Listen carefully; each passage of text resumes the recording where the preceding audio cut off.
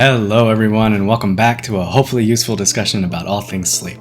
For our new visitors, I'm Ankur Patel. I'm a sleep medicine physician at the Wellness Institute for Sleep and Health, and I absolutely love sleep. For today's discussion, I thought it might be a good idea to get into what it is we do as sleep specialists. We do get a lot of questions, and a lot of folks don't know. They think we're just going to prescribe medications or put you on a CPAP. So I figured I'd clear up some of those misconceptions and see if we can help you make the best decision for your next sleep provider. If you like this, go ahead and hit that like button and don't forget to subscribe so you can be the first to know when we unveil something new. So without further ado, let's get to it.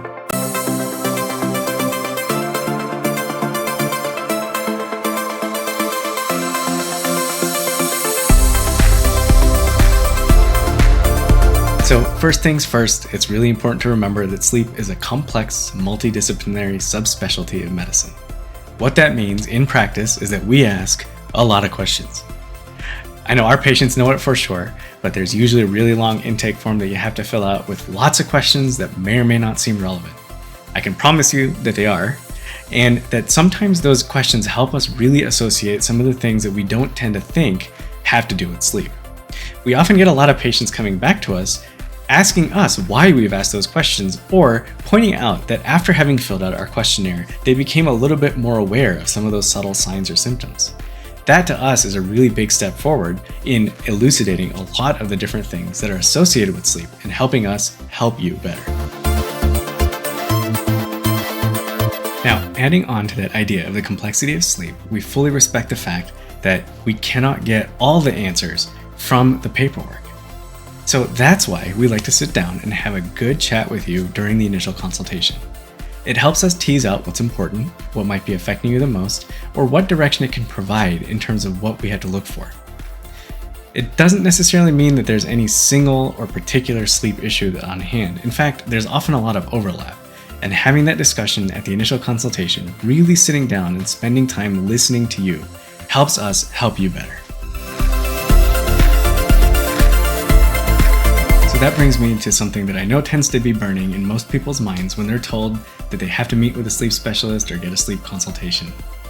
Diagnostic sleep testing. Does everybody need it? No. It's a useful tool that we have in our arsenal to make sure that we can get some objective data about your sleep. There are certain diagnoses that do really well with sleep testing, but there's a lot that actually don't have any objective metric whatsoever. It's our job to sort of figure out which one is which and find the best route for you. Now, I know there's a stereotype out there that if you go to see a sleep specialist, chances are they're going to diagnose you with sleep apnea and put you on a CPAP and send you on your way, or they're going to throw some medications at you to knock you out and follow up in a couple of months. That could not be further from the truth. Here at Wish especially, we really like to take the time to get to know you as a patient and figure out what the individual issue is, come up with a really good plan, and help you move forward in the best way possible.